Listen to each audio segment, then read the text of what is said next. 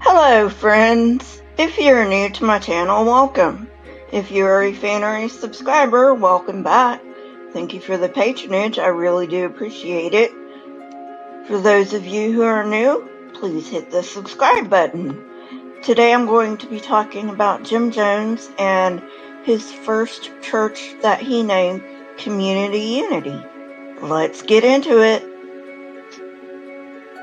At first, Marceline was pleased with Community Unity's success, although she was frustrated with her role.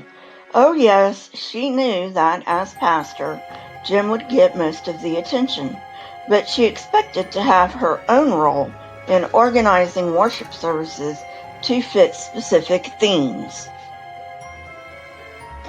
Every week, she would ask Jim what he was going to preach on, then pour over the hymnal to choose songs that set the mood. At first, Jim cooperated, and only to a certain extent. But on Sunday, he never stuck to the plan. Marceline thought people would get bored and eventually stop coming, but that never happened. They appreciated what their pastor did for them. Most, however, had no idea just how much he worked on their behalf. Since the storefront cost money and Marceline's salary barely covered the Jones family expenses, Jim himself worked several part-time jobs and slept when he could. By anyone else's standards, Community Unity was a success. It was helping the needy and preaching the Bible, but doing more. At this point, Community Unity was outgrowing the rented storefront, and Jim had bigger plans.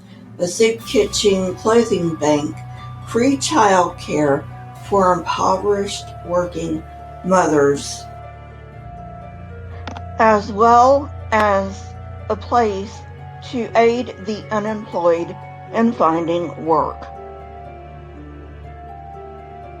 Jones returned to the revival meeting circuit to establish himself as a top traveling preacher, which would bring in much needed funds. His first priority was to buy a place for Community Unity with plenty of space for expansion.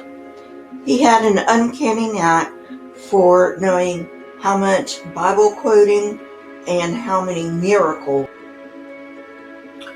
were needed to keep the crowd's attention. He had to be careful though, because these were strangers. He mainly stayed with minor miracles, like commanding headaches or coughs to go away. Surprisingly, it worked. People returned. Jones preached and healed and got hundreds of dollars for his work. Back at Community Unity, he still preached a socialist message, but he had far less time to individually assist with problems. He knew that other preachers used plants in the audience, but he didn't have anyone to plant except Marceline, and he wanted her to believe that he had the power to read thoughts. His healings put him under a lot of stress, and he began manifesting signs of stress-related illness. It got so severe that he had to take a few weeks off from his duties.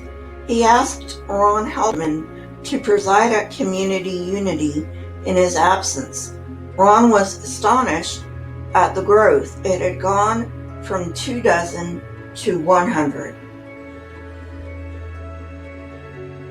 Since the two had met, they had become close both personally and professionally. So Jones took him aside for a private conversation. He was delighted that Community Unity was growing, but now he wanted to affiliate his church with the Quakers.